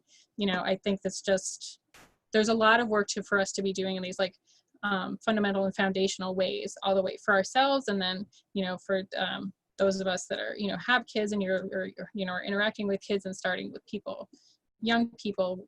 There's just a lot of work that can be done there to get us all to move along. Yeah, most definitely. And like you brought up, like these are like normalized hegemonic overtones that like we don't talk, we don't set boundaries, these things don't happen, and they're absolutely in place because like the systemic apparatus is a white supremacist, patriarchal, cisgendered, capitalist hellscape.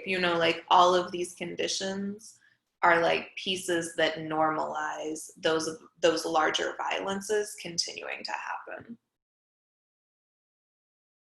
Yeah, what else are people reflecting on? Like, what did you hear that resonated? What did you hear that maybe was something that you hadn't thought about in terms of how you conceptualize and practice transformative justice, especially around like harm, right?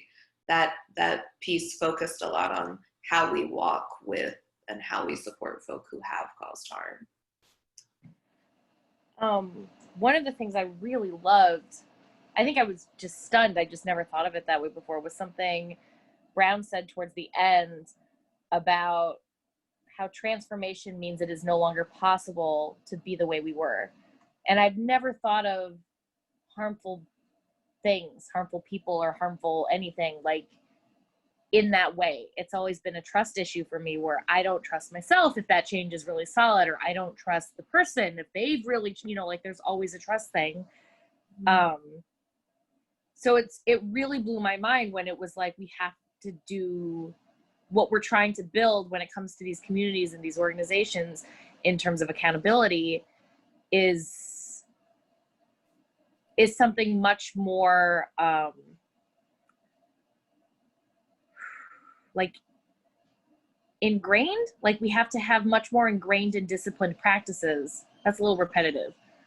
We have to have we have to have a really solid praxis that it goes beyond just a set of norms. Like it's so much more than that. Otherwise that trust never grows. And it goes back to what she says a lot, which is we move at the speed of trust. And I'm trying to wrap my head around where the trust has to be, like what the practices involve in order for the trust to be there, so that it is an actual transformation. Like I can't even. Well, and I think that goes back to like another point Adrienne makes in that piece where she says, can you see the capacity for transformation in that person? Right? Like if we can't actively see the capacity for transformation, then that's not our work to hold.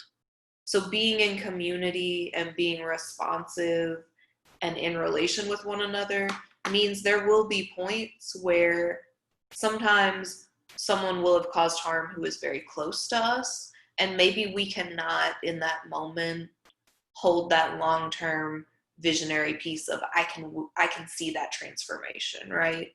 So then like you need to step back from that, because in reality, if you can't see someone's capacity for transformation, even if they're able to transform, there's still that piece of punitive judgment coming from people who don't believe they have the ability, So I think Adrienne brings up that point of like, we have to genuinely think that they can do that, and that the old way of being is no longer possible.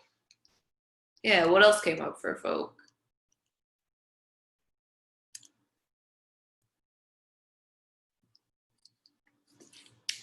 Well, while people are thinking, I just wanted to bring, Martina was in there just for a few minutes, but she says something that I think is so important, especially to folk who do movement work and show up in space with one another, is that it's not actually possible to hold anyone accountable. Like accountability is about agency. It's about the agency of this person or entity or group who has caused harm, to say they're willing to engage in this process. So we can tell people in community, we can tell people in our groups, in our organizing circles, like, you've caused harm, you fucked up, you need to do X, Y, and Z. This is what accountability looks like.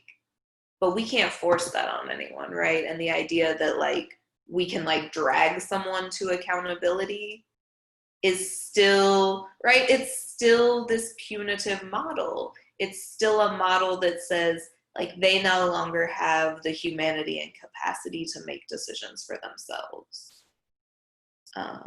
So I think, yeah, it was such like a short sentence in there, but I was like, this is gold. Everyone needs to hear this. Yeah, really, oh, sorry, go ahead. Go ahead. No, I was just saying, like, what else are people thinking, feeling, reflecting? I liked it because I think it's such a helpful reframe, because in so many spaces, one of the questions that comes up a lot is how can we hold them accountable? And a better framing for that would probably be, what does our space need so that we are safe from the harm XYZ causes? Like, so what does our space need? You know, like, it's not necessarily about how do we hold these people, how do we coerce a certain behavior out of this person? It's more, what does the space need so we can keep moving? And it's so key, because I think we get easily fixated on individual behaviors in movement work.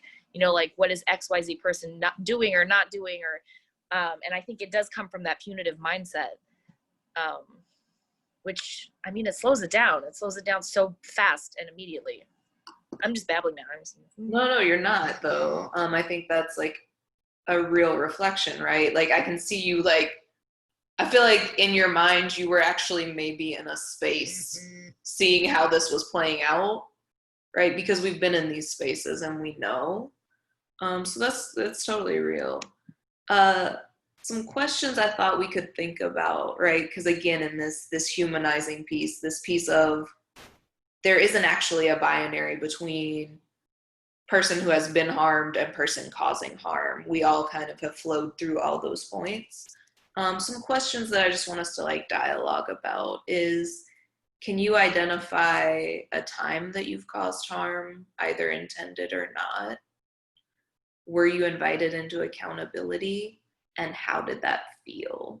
And we'll sit with those 3 questions, and then I'll do a time check. Because I've got a couple more, but I also want to be cognizant that it's late for folk, and some of you have small people who you may be like doing digital education with tomorrow. I don't know.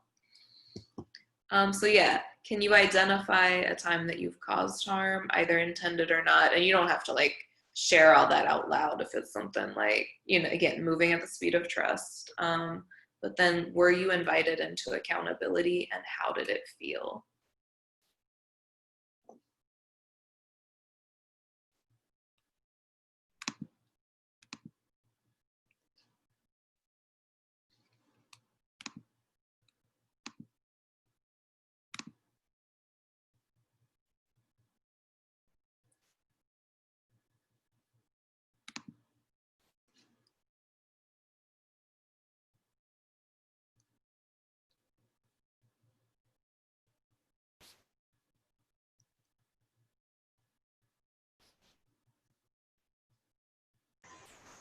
I think there was one time, I got into an argument with a coworker, and we were both kind of stubborn. It was a bit of a personality clash.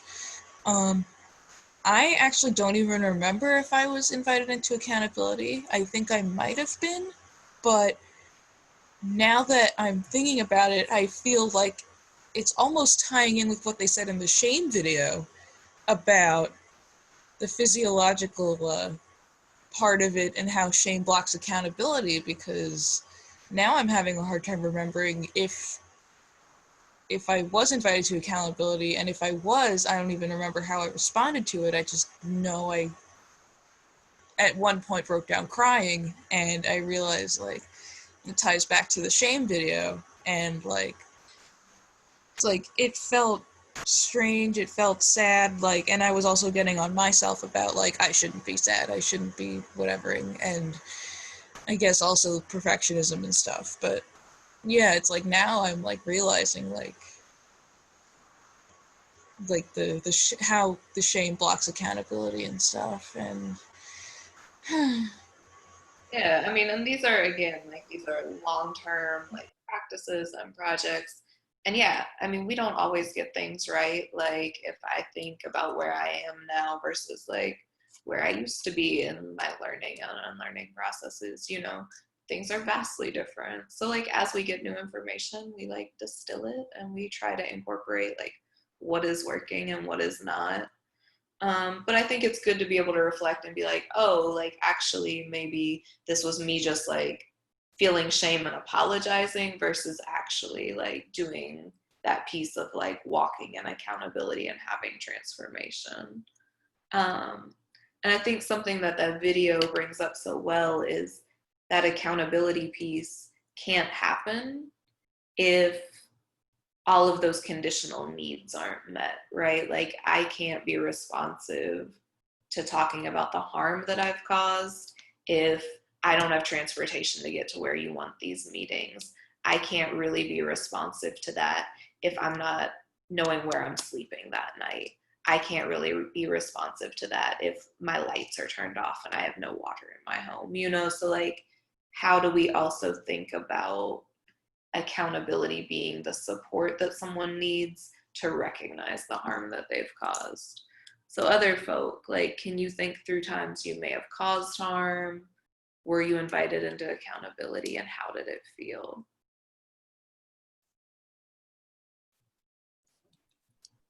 I think I'm sort of thinking through some various like family dynamics where this has come up, and I think that there's initially, I think there is like the sort of shame or fear that goes into kind of having one of those, at least a conversation where, you know, where you're going to kind of talk through it and take responsibility, or, you know, kind of hash out what happened and in a way.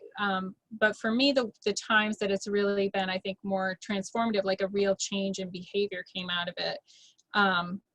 That was the feeling was, I think, then some of maybe just sort of relief knowing that the feeling like the cycle wasn't going to repeat itself, like that it had broken. And I think in a family dynamic, at least for me, there was like kind of mutual harm happening. Like we're both, you know, we're both coming at each other from a place that we needed to change. But coming out of that and feeling like we finally heard each other and, you know, felt like that there could be feeling that sort of hope that you could see that transformation was possible, like in myself, I think, and in the other person, was a relief, like was a like, okay, like we're going to be able to move on from here. We don't have to keep doing this. No, I think that's so good, right? I think the shame and guilt are like those reptilian parts of our brain, that conditioning of like, I have to run, something is just terrible is about to happen type shit, or like the shutting down, the crying, the self-internalizing. But really, like, if we can take a breath, if we can pause and be grounded in whatever that moment is, we really have the ability and space to be able to like move in any direction through that process. And I think it's hard. It's, again, I go back to muscle memory. You just have to practice it and practice it all the time, like with your friends, with your babies, with your partners, with like the people who like Adrienne said, are gonna love and support you and be there in the after, in like after that point happens. Like, who are the people who are still going to be there after you've had those hard conversations? Because I think once we get comfortable being in those relationships and having that muscle built up, it becomes much easier to do the work when harm happens at our jobs, when harm happens in community, when harm happens in this like deeply urgent organizing work, right? This organizing work is absolutely life and death. And so we have to hold that gravity of it, but recognizing that like if we're all harming one another in that work, we're also all slowly like killing one another in various ways, right? So it is life and death, it is urgent. but we have to have the ability to like be in stillness and move through these things with one another. Yeah, so a couple other questions I thought we could think through were like, what does it look like, and have you been a bystander to harm? Was it passive or active? You know, like an active thing might have been, you know, breaking up a fight on the street because you saw some type of harm. Passive, maybe you saw that same fight and you didn't do anything, and like, what did that look and feel like? But also, how are we bystanders to harm in our organizing settings, in our community settings? And are you active or passive in that, right? And passive, like I said, could be like, you know, this person and this person like have an issue and we're not doing anything on either side.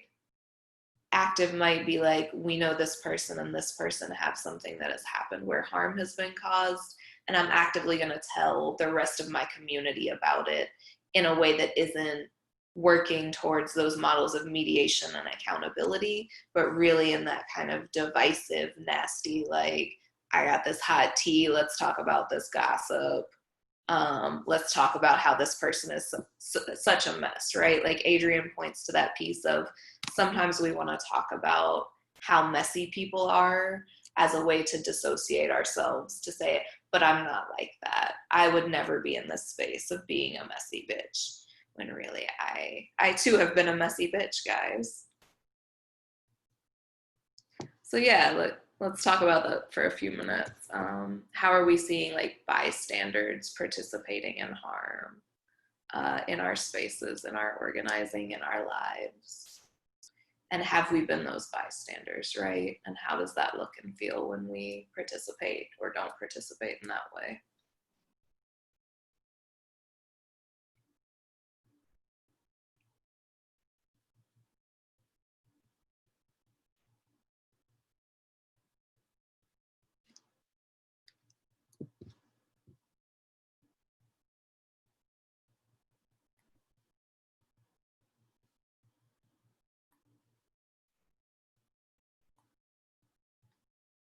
I think a lot of times white supremacy sounds too generic, but we live in a culture that tells us we should mind our business or like not air our dirty laundry or whatever. And so that caters a lot to not getting involved. Or if you do get involved, it winds up escalating rather than ameliorating or doing anything sort of constructive or bridge building or power, whatever. And so I think it's really easy to want, like, I can think of a lot of work experiences where I've just sidestepped because I didn't know the people involved really. I saw the problem and I didn't know how else to do it other than to like relay information, which was like it was not my business. And it was really hard. It took a lot of like asking myself different questions when those situations came up.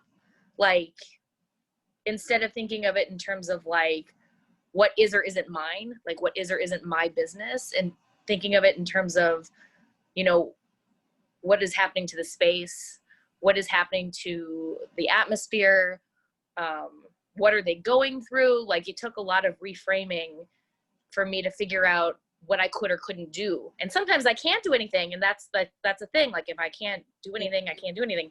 But sometimes there are things, and for me, it was about figuring out what questions to ask myself so I could see it. Yes, that's so important.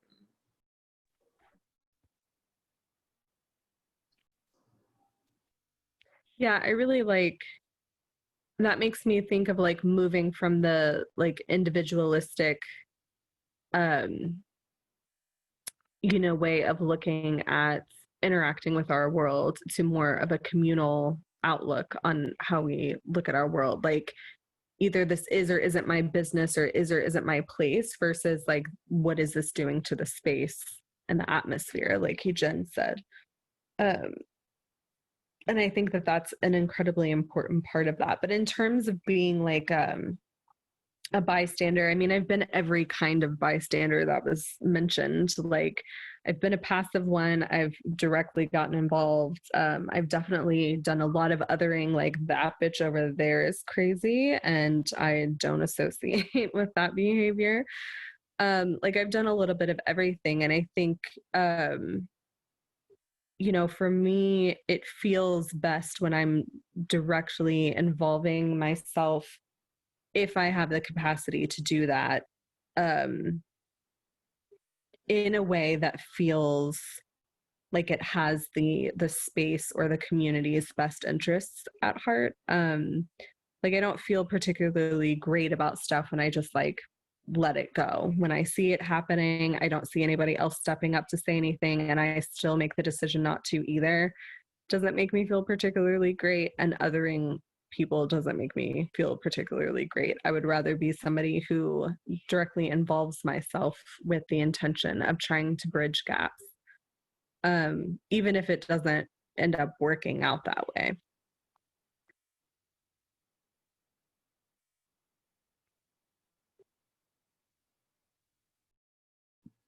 No, I love that you are both looking at like interventions, having like had the experience of maybe being like all kinds of bystanders, but now you're both kind of framing how do I intervene in ways that support like the overall like ecology and health of like the space, the community, the folk.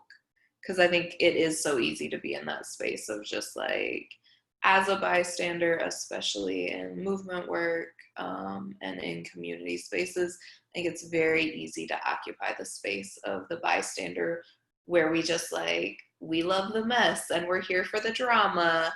And, you know, like, it is like a parasitic thing that happens, but it is also absolutely feeding into those models of harm, right? It's absolutely creating like the ripple effects of the initial harm when folk just want to like creep on other people's social medias and screenshot and like share, and like we're all kikiing, but that's not actually doing anything to like support the person who has been harmed, the person who is causing harm, and how to like hold community in those spaces, right? Yeah, so other folk, have you thought through anything around your bystander role or any of the things we've been talking about?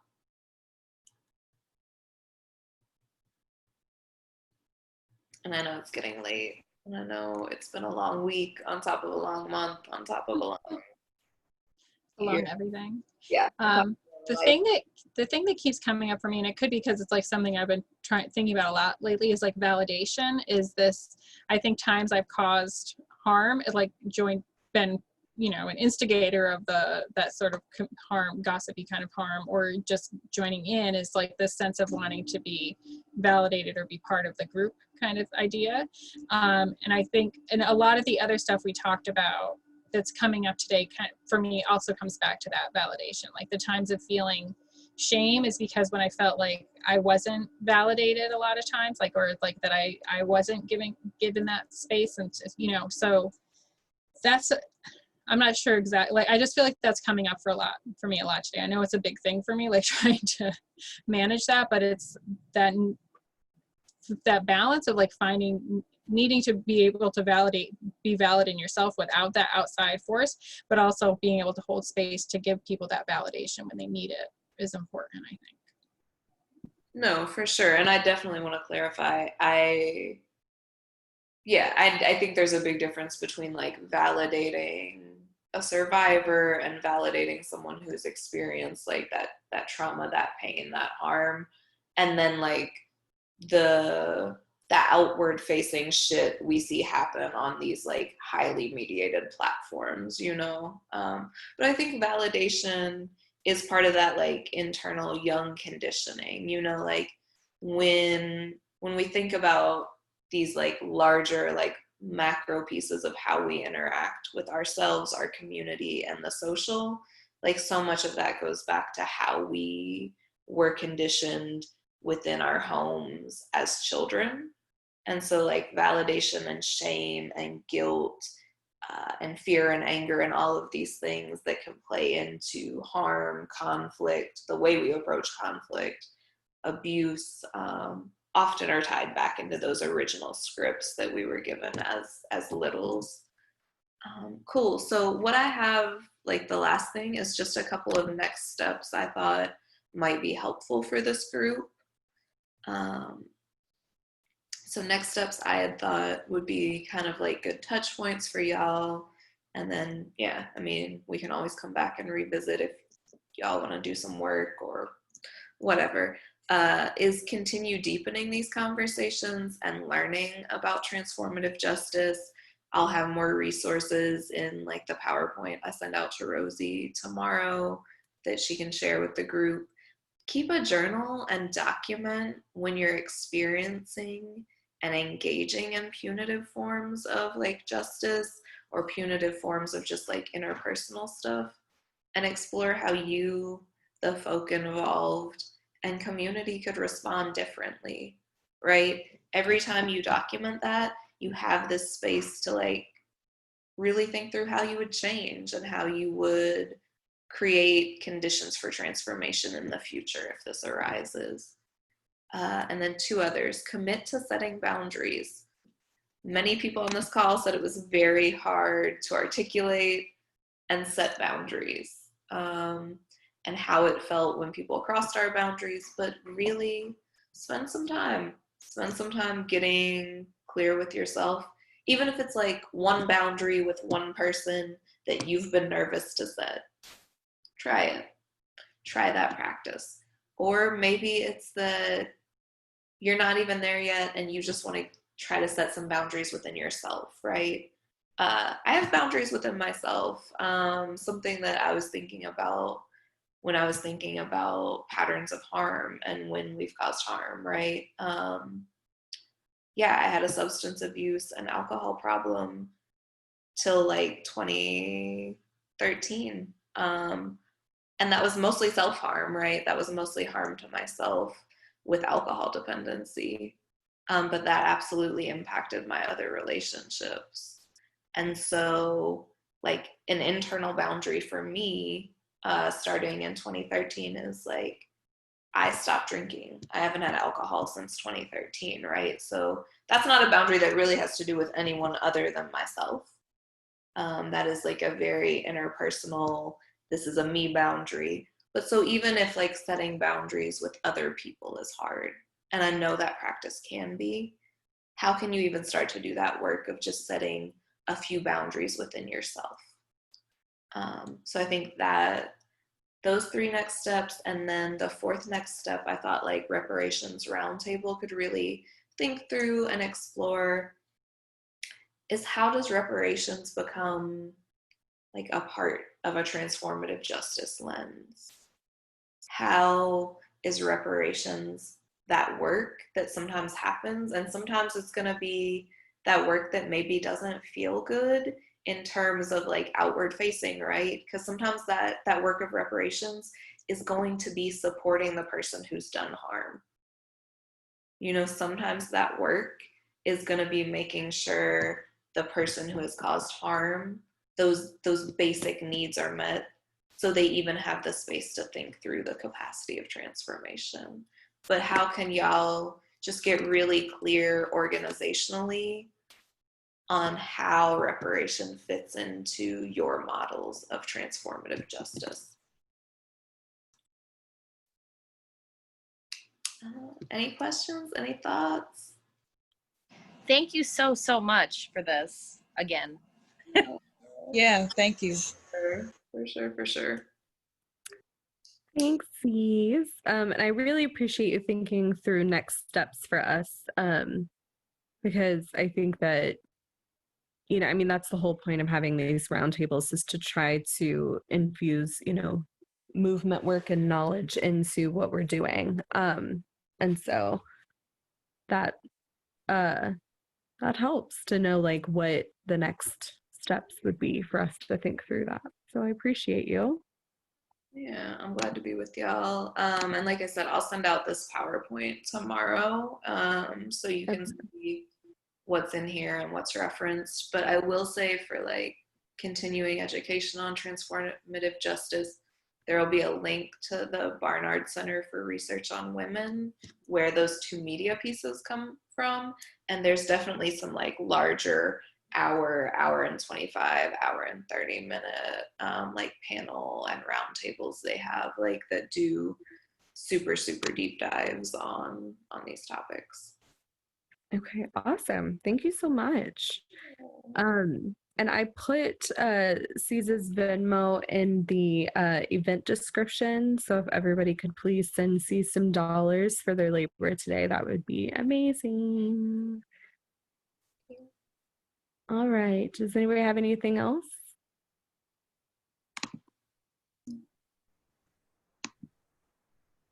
Okay. Well, thanks again. I'm going to claim host back from you so I know what to do with this recording when we end. I wouldn't. All right. Well, thank you all so much for joining us. And I will try to get the recording and the slideshow available to everybody in the next couple of days. Thank you. This is great. Thanks, y'all. Bye. Thank you. Please. Bye.